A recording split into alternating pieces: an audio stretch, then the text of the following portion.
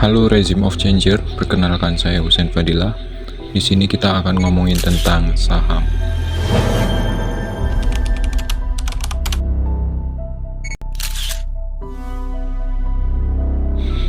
Oke, mungkin kita udah nggak asing lagi dengan istilah saham, apalagi para Gen Z yang ngerasa aktualisasi diri dan FOMO-nya tinggi, pasti bakal gencar cari tahu tentang instrumen investasi yang hits ini.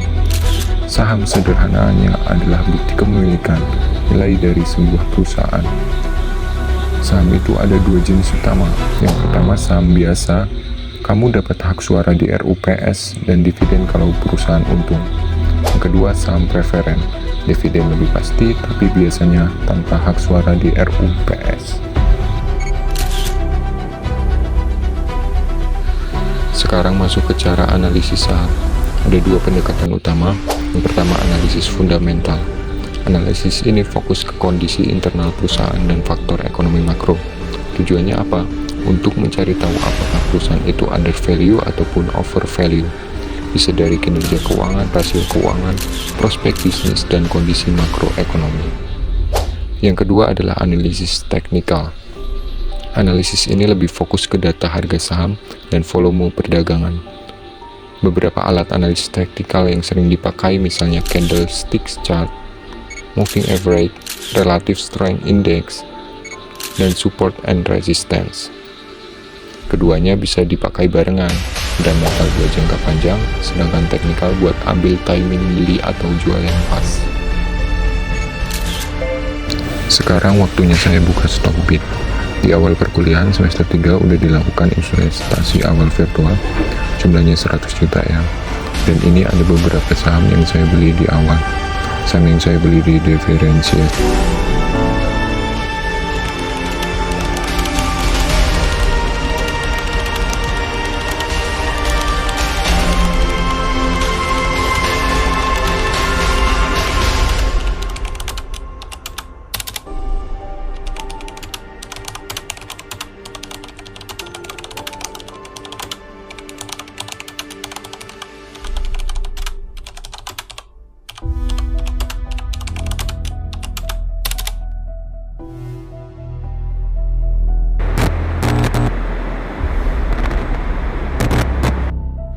Dari track record kinerja keuangan, saham yang saya beli setiap tahunnya mengalami laba dan pertumbuhannya cukup konsisten. Dari rasio keuangan di sini saya contohkan BRIS. Kriteria earning per share yang bagus adalah ketika earning lebih besar dari outstanding share-nya atau ketika earning per share-nya semakin tinggi. Di sini earning per share dari BRIS menunjukkan earning per share yang sehat. Price earning ratio BRIS juga tinggi yang menandakan perusahaan tersebut memiliki kecepatan pertumbuhan yang besar. Selanjutnya adalah return of asset dan return of equity. Misalnya tahun 2023, ROA sebesar 1,61% dan ROE sebesar 14,72%. Artinya perusahaan menggunakan asetnya dengan moderat namun menghasilkan pengembalian yang signifikan terhadap pemegang saham.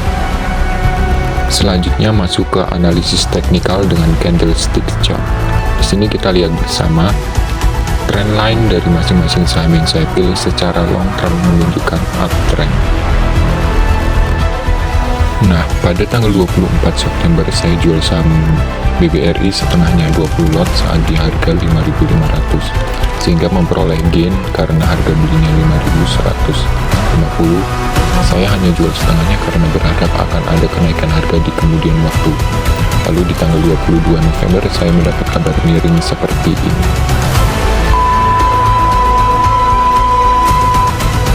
Kemungkinan saham Adro akan anjlok, maka saya terpaksa jual di harga 3.750, yang artinya saya loss. Saat harga belinya 3.850. Dan benar saja pada tanggal 29 November, saham Adro anjlok sampai di harga 2.080. Terutama karena Adaro yang turunnya cukup dalam, bahkan hampir mencapai auto reject bawah. Ini juga menjadi beban ISG dan tekanan pun masih ada sebenarnya kalau secara sentimen dari ketidakpastian global, walaupun memang tampaknya sudah mulai mereda kalau kita IHSG pada bulan November sampai Desember terus mengalami penurunan yang diakibatkan sentimen khawatir atas kemenangan Presiden Trump, geopolitik di Indonesia, rupiah yang terus melemah, dan isu-isu lainnya. Saham perbankan yang paling menjadi dalang penurunan IHSG. Berhubung UAS sebentar lagi dan sudah mau dikumpul dan faktor penurunan sebelumnya, di sini saya memposisikan diri sebagai trader. Tanggal 9 Desember saya jual semua saham yang saya miliki sebelum penurunan tersebut semakin ke jurang. Namun saya tetap meyakini pemulihan IHSG akan segera kembali. Saya tidak akan jual kalau saya memposisikan sebagai investor. Berikut adalah saham yang saya jual. Ada BRIS, saya jual di harga 3.000, Sikin, lalu ada BBRI, saya jual di harga 4.380, tentunya akan loss. Lalu INDF saya jual di harga 8.200, masih gain.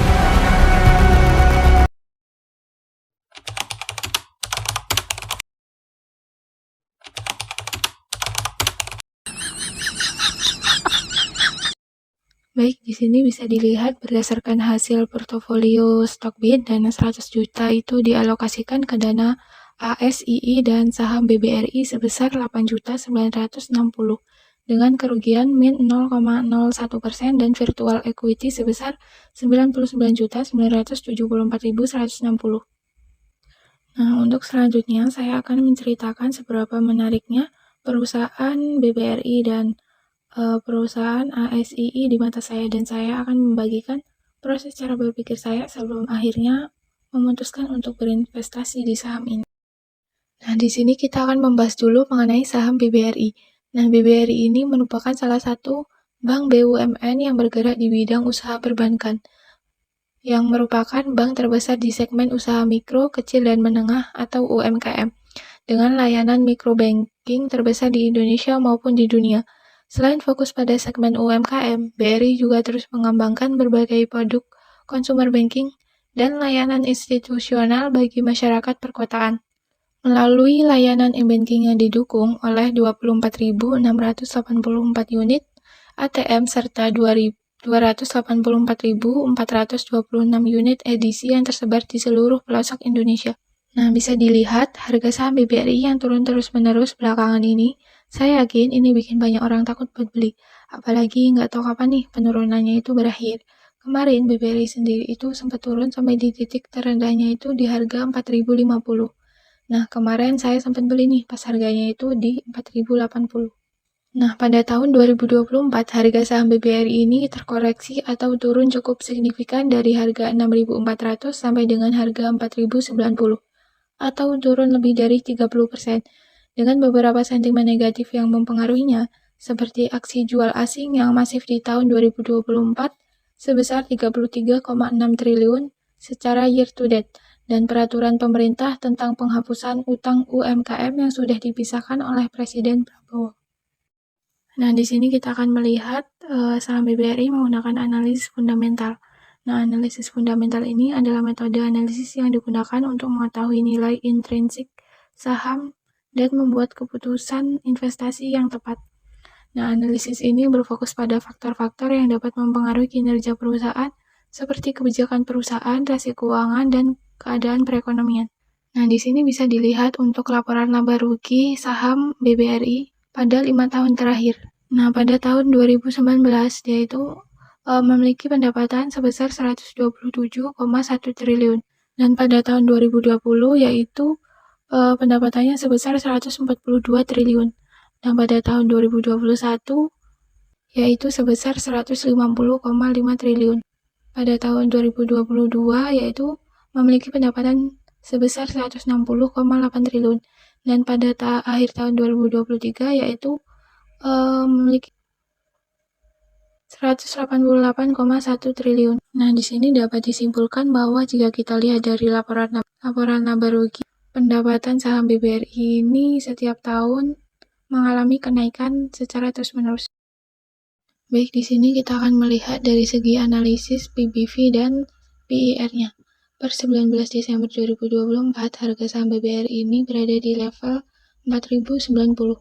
Valuasi saham BBRI ini termasuk saham under value atau saham murah.